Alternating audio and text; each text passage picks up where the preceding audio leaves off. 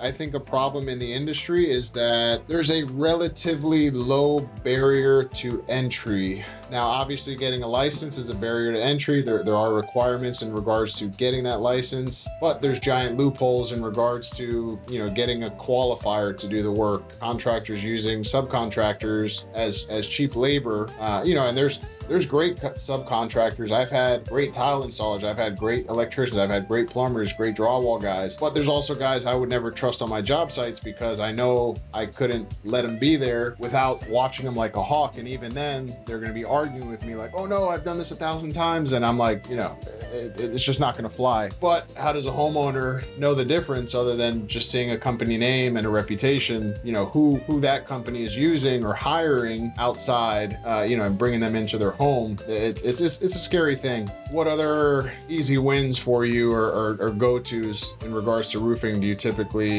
shoot for? I guess I find myself involved with more tile cases because those are more expensive roofs, but we still find people, flashing is an important part of the roof. In Broward and in Miami, you have to have, I believe it's a 12-inch overlap of the flashing, where it only needs to be 4 inches in the rest of the counties. And so that's often not done. I might not be 100% correct about the 12 inches. And then the spacing of the nails. If I get to a site where they just dried the roof in and I look for the nails being spaced 4 or whatever distance the manufacturer says. In that area.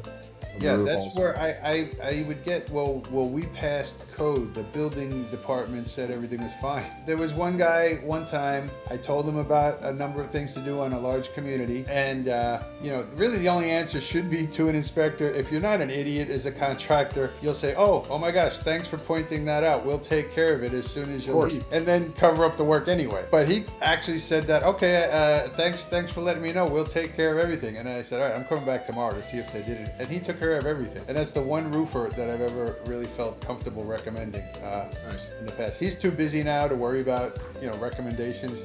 You can't get him for 6 months now. Because he does it right. Yeah. Yeah. No, it's a big difference. And like I've said 4 different times, it's hard to communicate that. And everybody says they do it right. And everybody says they use the best materials. Everybody says, we're all saying the same stuff at the end of the day. It's like, how does a homeowner... And you'll get it done 2 weeks ahead of schedule. If somebody says to one of the general contractors that I work for, how long will it take you to finish the house? I'm not there for that conversation.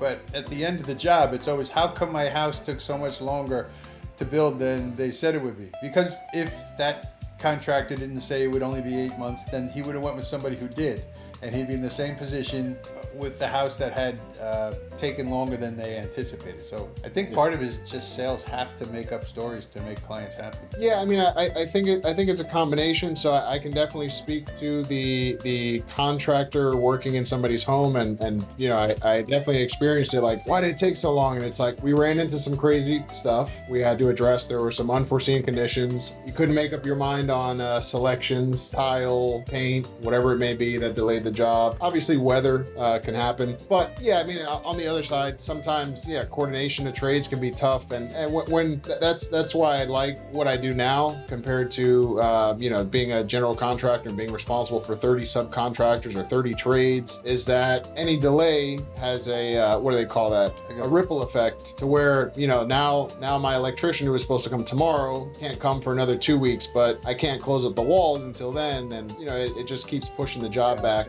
They've gotten off the critical path. Exactly.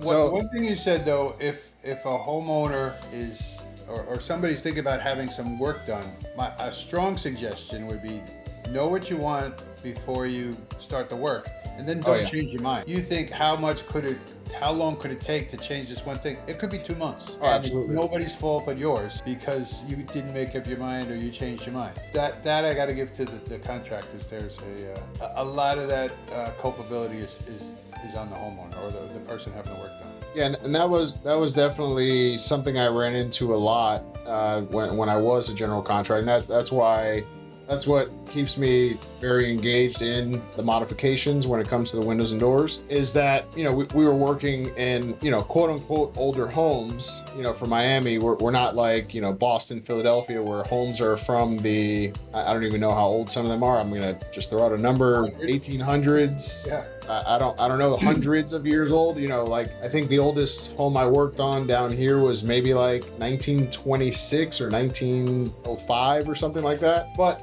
for South Florida, for the salinity in the air, the humidity, we would run into a lot of surprises. And the same thing is true in kitchens, bathrooms, roofing, windows. The worst part of the whole process for the homeowner is demolition. It's the dustiest, it's the dirtiest, and worst of all, that's when all the change orders are going to happen. If somebody calls me and says I'm buying a house in West Palm Beach, for example, and I know the neighborhood, how old is it? It was built in 1922. The next thing I said, how long will it be before you plan on tearing it down? Because it has served two life sentences already. They won't last in Florida. Yeah, no, it's a different environment, and that's what I was saying before, is that that uncovering all those things, running into those unforeseen conditions where you don't have any structure around the window. You literally have a window and there's screws just floating in midair, and that window's being held together by caulking pretty much, and then you remove a window. A lot of companies just basically put a window there and will basically put those screws hanging, which is obviously not to code and illegal. However, knowing what to do in those situations, knowing when to bring in an engineer, having a team and a crew that knows how to reinforce an opening, that's the big difference maker. And a lot of homeowners don't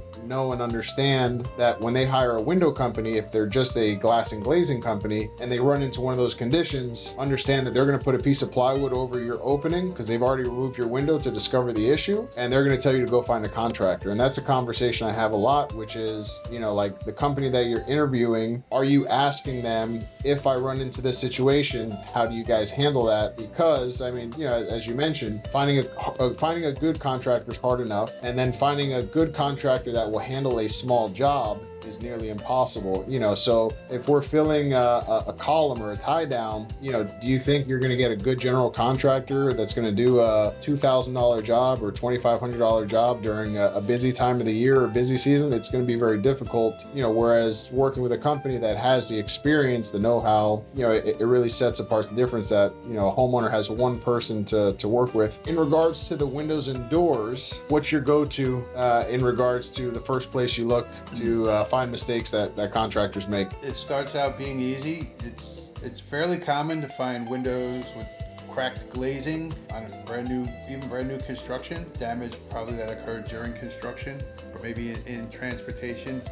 For me, during the window installation, I get an opportunity to see how much space between the metal frame and the wall around the window is. It's not supposed to be more than 1/4 of an inch on most residential windows, and you get 1/2 an inch on commercial grade windows. That can make a big difference. If there's 3/4 of an inch gap and there's 3/4 of an inch of shims there, they don't make 3/4 inch caulk. You just need a little bit. Mild hurricane is going to move the windows around in the frame, and then they're going to leak after the first storm. So that's an important thing. This last report I finished was for a woman who was not happy with the way the contractor communicated with her. They didn't take her seriously, and so she said, I want you to come in, take a look. She said, the building inspector was just here. I was not impressed. He found one missing screw. I went in, I found there were a lot more than one missing screws fastening the windows to that's one thing that shouldn't really happen. Maybe just as importantly, a lot of the fasteners were not set flush with the window frame itself. I wanted to have some information because the engineered drawings don't specify that the screws should be tight to the frame. So I called the engineer who put together the drawing for this window. He signs a lot of window approvals with Miami-Dade, and I sent him a picture and I said, what is the tolerance of how much the head of the screw can be set off the metal frame for the window? And he said, oh, no, this isn't right. No, I don't know where to find it, but the screw should be flush to the frame. And he wrote that back to me in an email. So I have that now. When the contractor comes back and says, we're not doing anything, we passed code, I said, well, you should, because the homeowner's going to call her lawyer and have her serve you with the fat letter.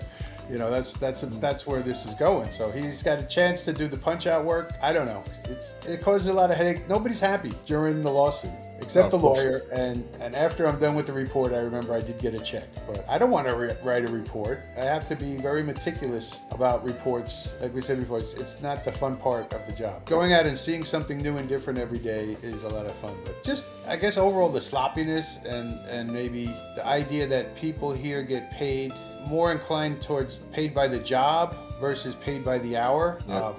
When I was working as a carpenter with the union in New York, the United Brotherhood of Carpenters Union, there was no tremendous rush. If you got your work done, nobody was forcing you, so you spend more time and you had more time to do it right. Here, it's you have to get up those windows today because you're going somewhere else tomorrow. Oh, yeah. That explains it, but there's a lot of evidence that indicates a lot of sloppy work is going on. That's an interesting thing as well that a lot of people don't know, is that a lot of impact window and door installers are piece workers. At the end of the day, they get paid per window or door, so they are inclined and incentivized to install as many windows and doors as humanly possible in a single day, and that basically determines how much money they're going to make that day. Now, how well are they going to do it? How well does the company document that they are doing it? You know, is a big question mark. And you know, things just like that are hard to prove. What do you call it? Like removing? Yeah, destructive testing. So, like for example, you know, caulking the backside of the bucks before you install the bucks. That is, I mean, at least in my experience,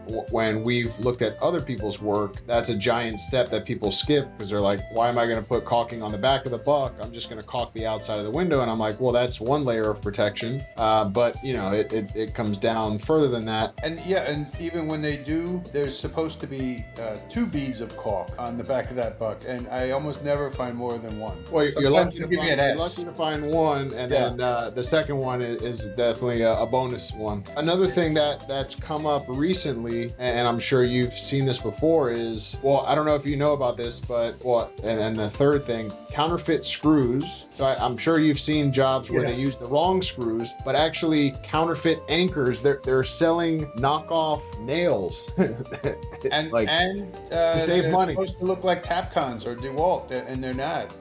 Yeah. And I think they sell them at your big box stores. So there's a lot of things sold at those stores.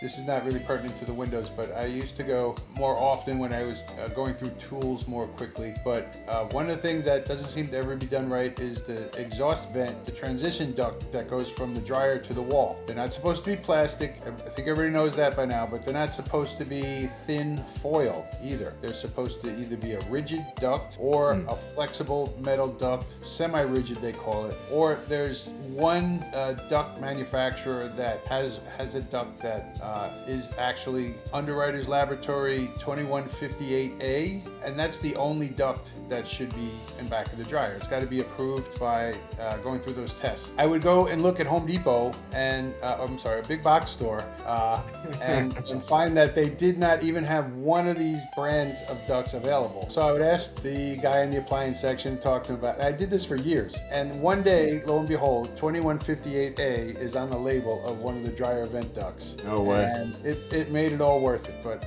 that's you know, it's an example of you can buy whatever you want, and it's not being sold as something that you can use, but they're selling it anyway because it's cheaper.